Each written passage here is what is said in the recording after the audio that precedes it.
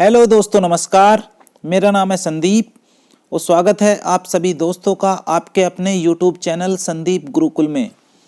दोस्तों, आज इस वीडियो में मैं आपके लिए लेकर आया हूं संपूर्ण पर्यावरण विशेष नोट्स को। दोस्तों, आप सभी की विशेष डिमांड थी कि सर कोई एक ऐसा वीडियो बना दीजिए जिससे हमारे पर्यावरण से रिलेटेड सारे डाउट्स एक ही वीडियो में क्लियर हो जाएं।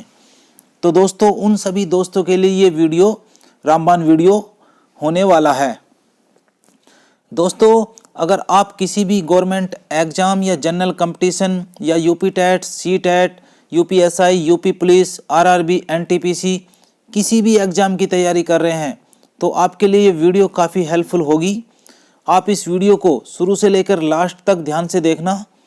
और हाँ, अगर आपको वीडियो पसंद आए तो प्लीज़ वीडियो को लाइक और अपने दोस्तों में शेयर करना मत भूलना।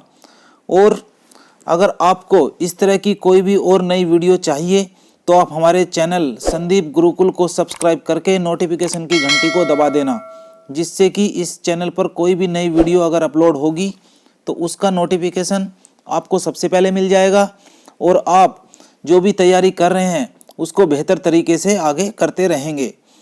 तो दोस्तों, देर ना करते हुए आइए शुरू करते हैं हम आज की अपनी वीडियो को।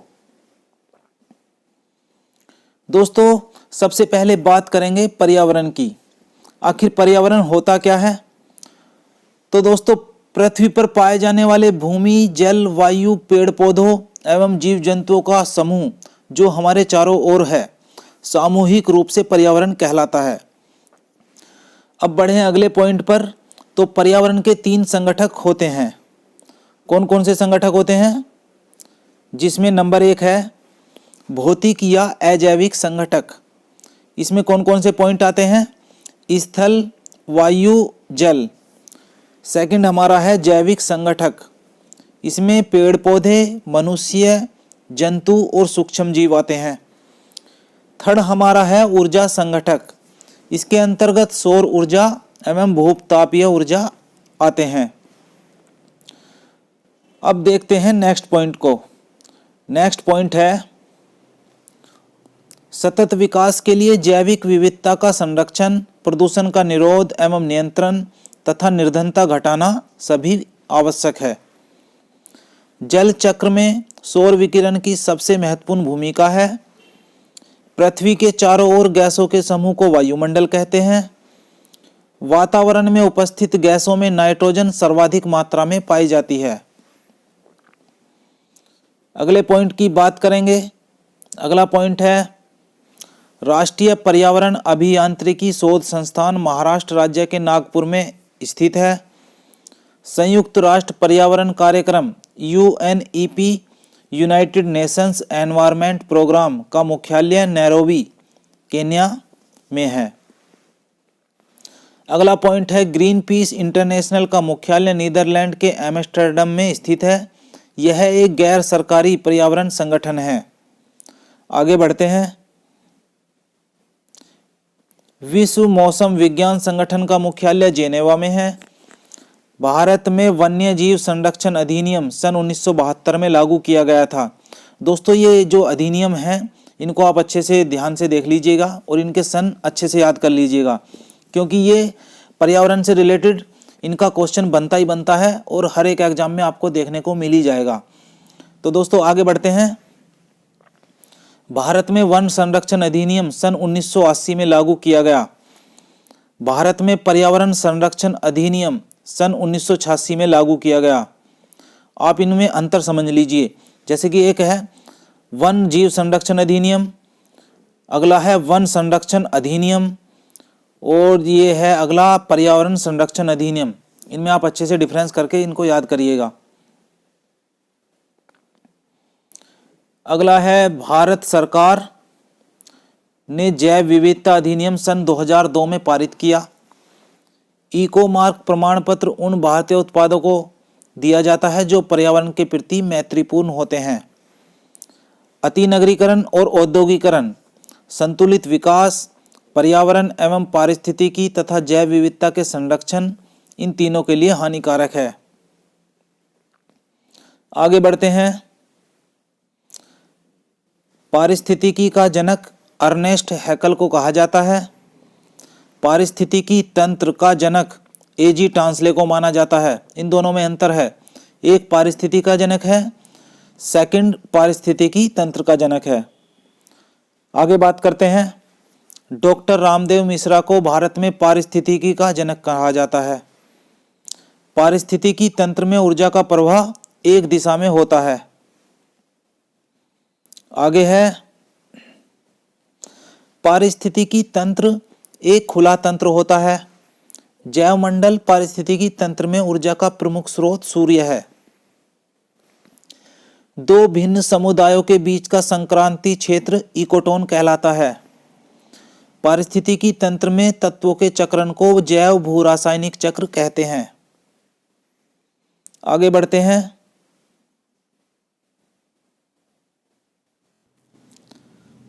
आगे है, सबसे स्थायी और विशालतम पारिस्थितिकी तंत्र समुद्र या महासागर का होता है। बायोमास का मापन ग्राम प्रति वर्ग मीटर प्रतिदिन या प्रति वर्ष में किया जाता है। वियोजक या अपघटक को प्रकृति का सफाईकर्ता कहते हैं। पौधे प्रकाश ऊर्जा को रासायनिक ऊर्जा में परिवर्तित करते हैं। 10% का नियम जीव विज्ञानी लिंडमैन ने दिया था। इस नियम के अनुसार एक पोषण स्तर से दूसरे पोषण स्तर तक ऊर्जा का 10% भाग स्थानांतरित होता है। एक पारिस्थितिकी तंत्र में ऊर्जा की मात्रा एक पोषण स्तर से पोषण स्तर 4 की ओर घटती जाती है। दोस्तों, अगर वीडियो आपको पसंद आ रही हो तो प्लीज वीडियो को एक लाइक जरूर कर देना। पौधे जो अपना भोजन स्वयं बनाते हैं उनको ऑटोट्रोफ या स्वपोषी कहते हैं। वे पौधे जो कि प्रकाश संश्लेषण के द्वारा भोजन का निर्माण करते हैं प्राथमिक पोषक या उत्पादक कहलाते हैं। क्लोरोफिल या पर्णहरिम के निर्माण में मैग्नीशियम अति आवश्यक तत्व है। पारिस्थितिकी तंत्र में उच्चतम पोषण स्तर सर्वाहारी को प्राप्त है। आगे बढ़ते हैं, भारत में पारिस्थितिकी असंतुलन का प्रमुख कारण वनोन्मूलन है। पारिस्थितिकी पिरामिड की संकल्पना चार्ल्स एल्टन ने की है।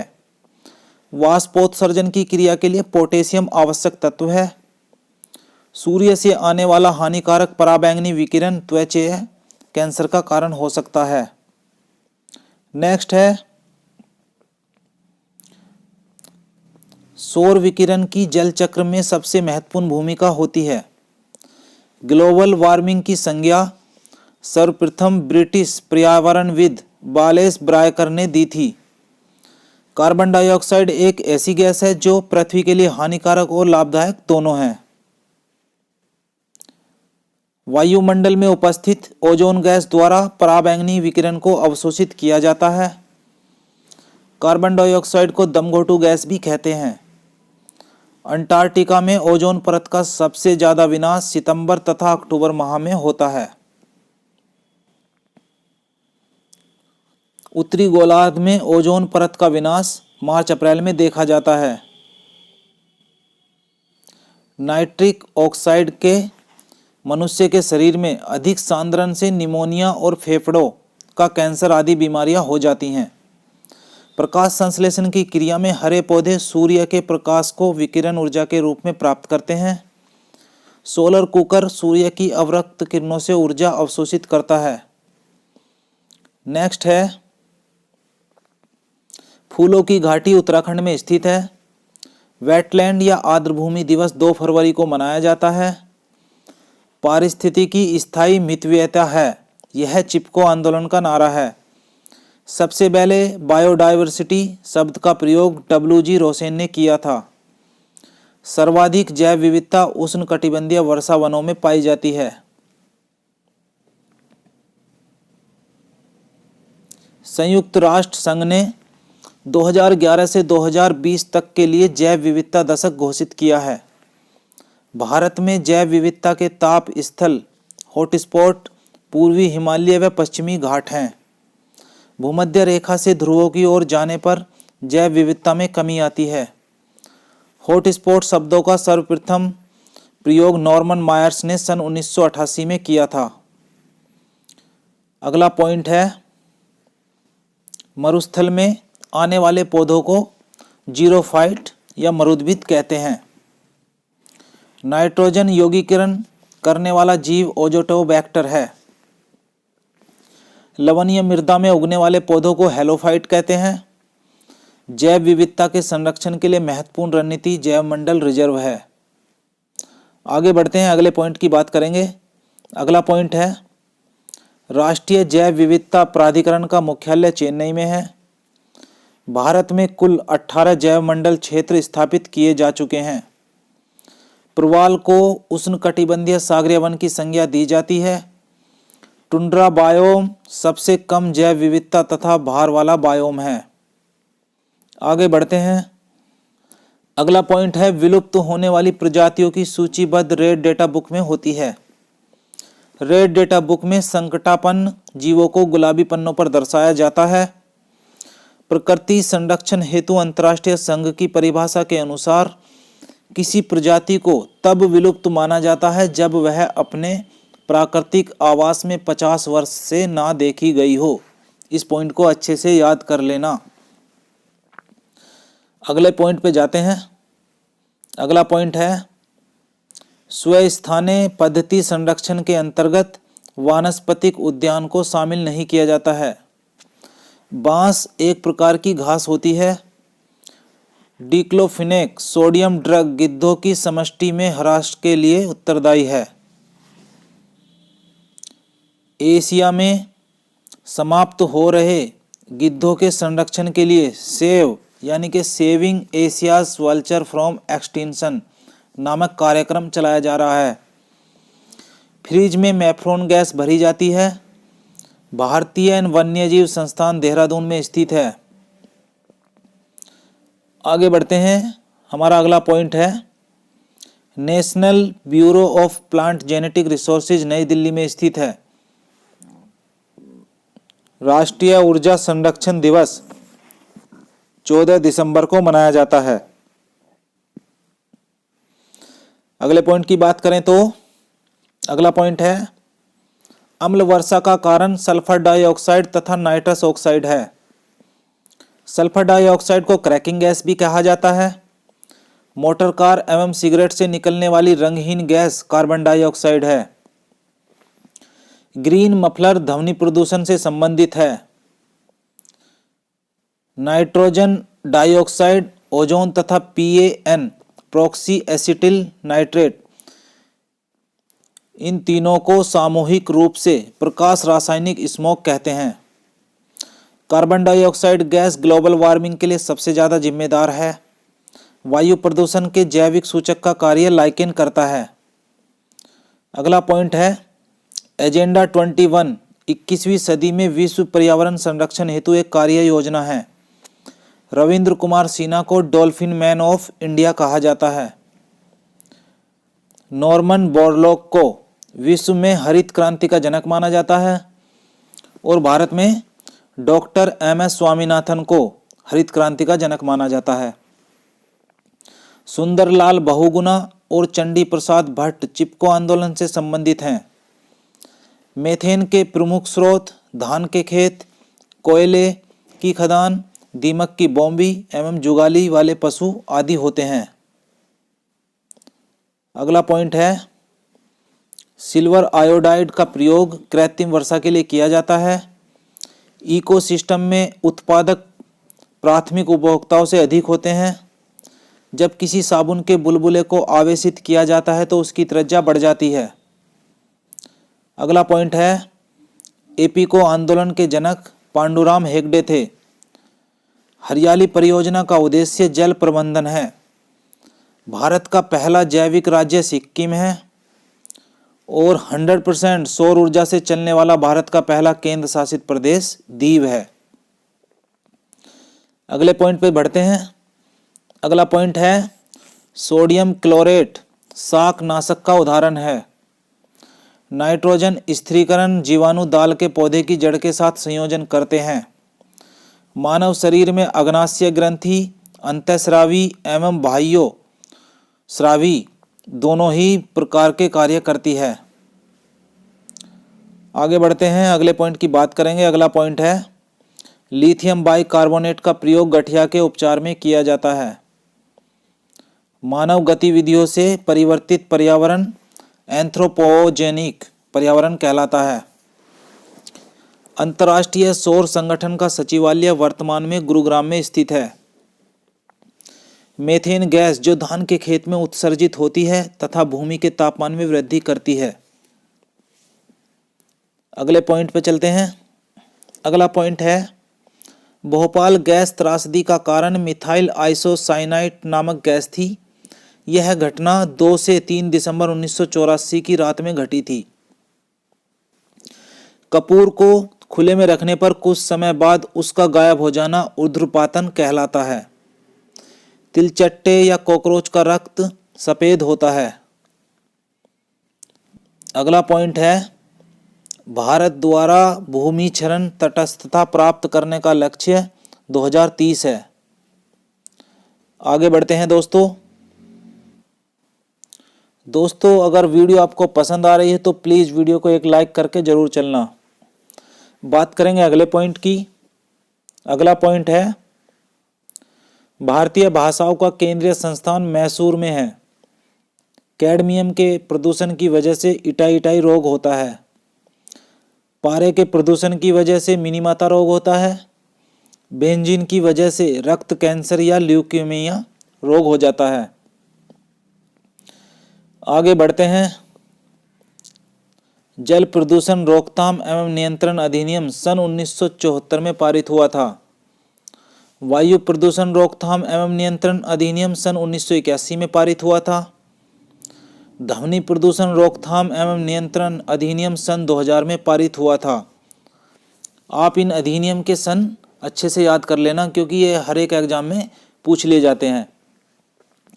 अगला पॉइंट है नाइट्रेट प्रदूषण के कारण ब्लू बेबी सिंड्रोम नामक रोग हो जाता है। आगे बढ़ते हैं दोस्तों। अगला पॉइंट है ओजोन परत के नापने की इकाई डॉप्सन होती है। ओजोन परत मुख्यतः स्ट्रेटोस्फेयर समताप मंडल के निचले हिस्से में अवस्थित रहती है। मॉन्ट्रियल प्रोटोकॉल ओजोन परत के संरक्षण से संबंधित है। अगले पॉइंट की बात करें blue mountain national park Bharat के मिजोरम राज्य में स्थित है जिसे फांगपुई राष्ट्रीय उद्यान भी कहा जाता है। अखबार में लेड या सीसा नामक विषैला पदार्थ पाया जाता है। सामान्य बातचीत की ध्वनि 60 डेसिबल होती है एवं फुसफुसाहट या कानाफूसी 30 डेसिबल होती है। अगला पॉइंट है ये मोस्ट इंपोर्टेंट पॉइंट है राइट लाइवलीहुड पुरस्कार, गोल्डमैन पुरस्कार, ग्लोबल 500, गोल्डन पांडा पुरस्कार, सासाकावा पुरस्कार एवं चैंपियंस ऑफ द अर्थ पुरस्कार पर्यावरण संरक्षण के क्षेत्र में दिए जाते हैं। अगला पॉइंट है जल शक्ति मंत्रालय द्वारा प्रारंभ की गई ग्रामीण स्वच्छता रणनीति की अवधि 2019 से लेकर 2029 तक है। भारत का दाचिगम राष्ट्रीय उद्यान जम्मू कश्मीर हंगुल मृग के लिए प्रसिद्ध है। भारत में हंगुल परियोजना की शुरुआत सन 1970 में हुई थी। भारत में बाघ परियोजना की शुरुआत सन 1973 में हुई। अगला पॉइंट है भारत में हाथी परियोजना की शुरुआत सन 1992 में हुई। भारत में गिद्ध संरक्षण परियोजना 2006 में शुरू हुई थी। ये मिसप्रिंट हो गया थोड़ा, ये गिद्ध है,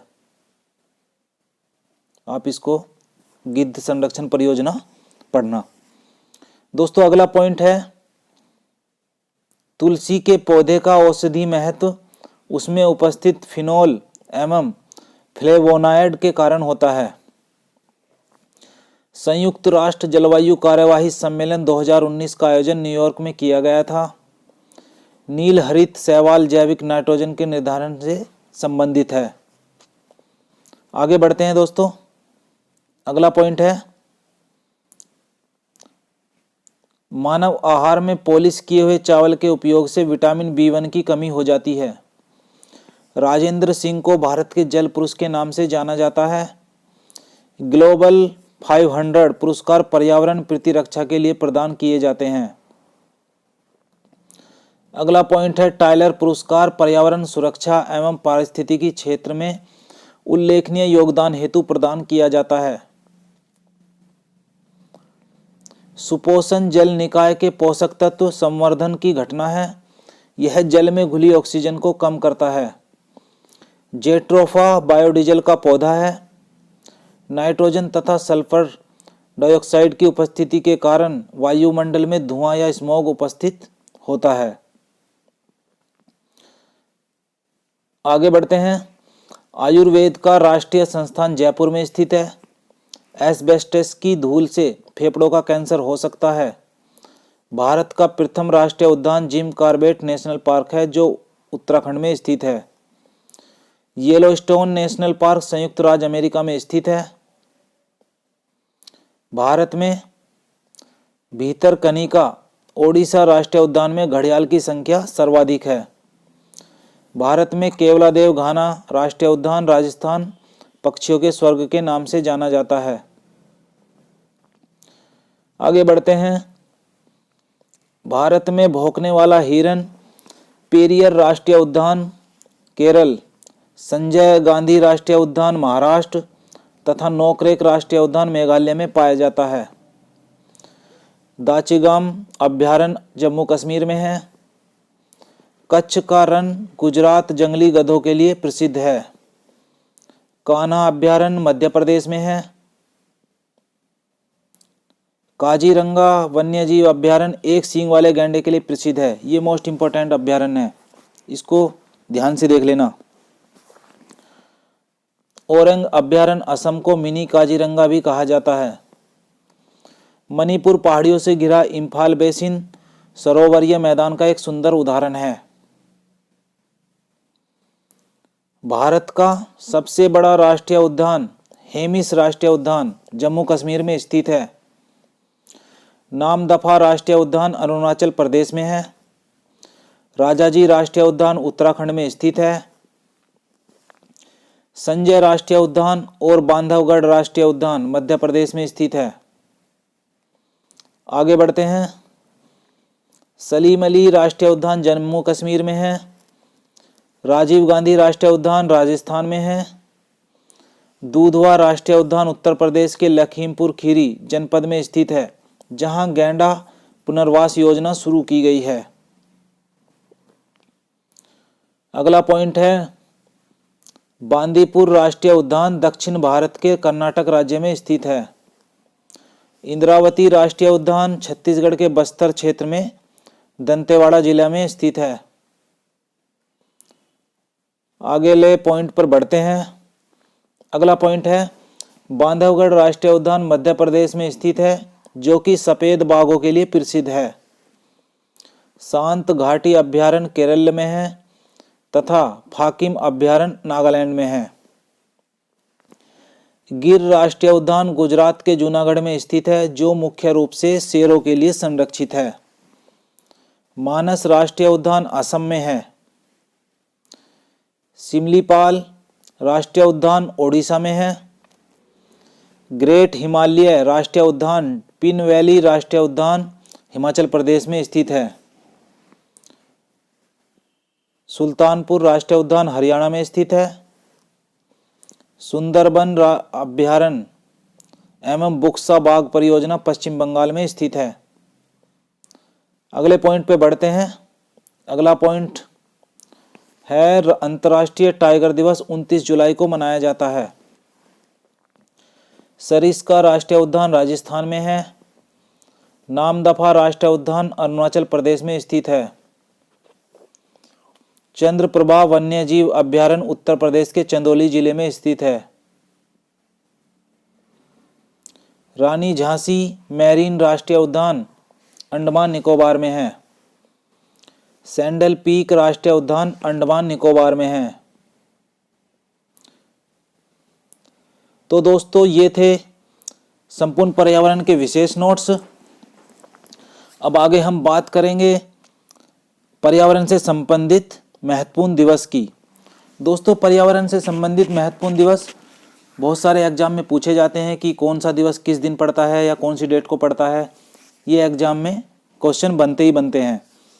और हाँ, एक बात और बता दूं, आजकल जो क्वेश्चन पूछने का ट्रेंड थोड़ा चेंज हो गया है।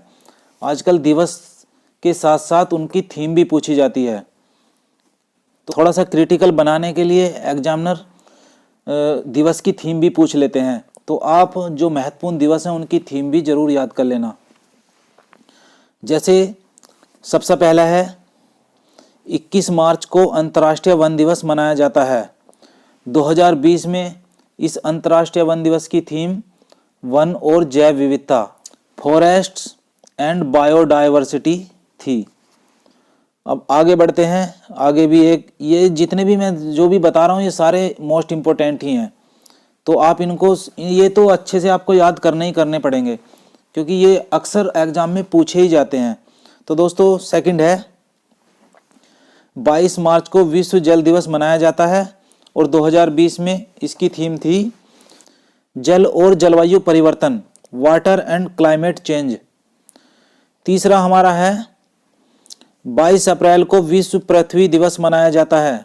इस वर्ष इसकी थीम थी जलवायु कार्यवाही यानी कि क्लाइमेट एक्शन। आप इनकी थीम को जरूर याद करना। आगे बात करते हैं पॉइंट नंबर 4 की। पॉइंट नंबर 4 है 22 मई को अंतर्राष्ट्रीय जैव विविधता दिवस मनाया जाता है। इस वर्ष यानी कि 2020 में इसकी थीम थी हमारे समाधान प्रकृति में हैं, our solutions are in nature. अब बात करें अगले दिवस की तो 5 जून को विश्व पर्यावरण दिवस मनाया जाता है, जो कि मैं क्या कहूँ इसके बारे में बहुत ही ज़्यादा इम्पोर्टेंट है। और 2020 में इसकी थीम थी जैव विविधता, सेलिब्रेट बायोडाइवर्सिटी। अब अगले दिवस की बात करते हैं। अगला दिवस है 16 सितंबर को विश्व ओजोन दिवस मनाया जाता है और 2020 में इसकी थीम थी जीवन के लिए ओजोन, ओजोन परत संरक्षण के 35 साल, ओजोन फॉर लाइफ। यानी कि इस वर्ष ये 35वां ओजोन दिवस मनाया गया। अब बढ़ते हैं आगे। विश्व शौचालय दिवस 19 नवंबर को मनाया जाता है और विश्व तंबाकू निरोध दिवस 31 मई को मनाया जाता है। तो दोस्तों, ये थी हमारी पर्यावरण की रामबाण वीडियो। तो दोस्तों, कैसी लगी आपको वीडियो प्लीज कमेंट करके जरूर बताना। और हाँ, वीडियो से रिलेटेड अगर आपका कोई भी सजेशन है या आप कुछ भी पूछना चाहते हैं वो भी आप कमेंट के द्वारा पूछ सकते हैं या बता सकते हैं। अगर आपको लगता है कि ये वीडियो आपके साथ साथ आपके किसी भी दोस्त को हेल्प कर सकती है तो प्लीज़ इस वीडियो को अपने उस दोस्त को शेयर करना मत भूलना। तो दोस्तों, वीडियो अगर पसंद आई हो तो प्लीज़ लाइक ज़रूर कर देना, क्योंकि अगर आप एक लाइक करते हैं तो उससे हमें आगे और भी अच्छी वीडियो बनाने के लिए मोटिवेशन मिलता है। तो दोस्तों, मिलते हैं नेक्स्ट वीडियो में। तब तक आप अपना और अपने परिवार का ख्याल रखिए। जय हिंद, जय भारत।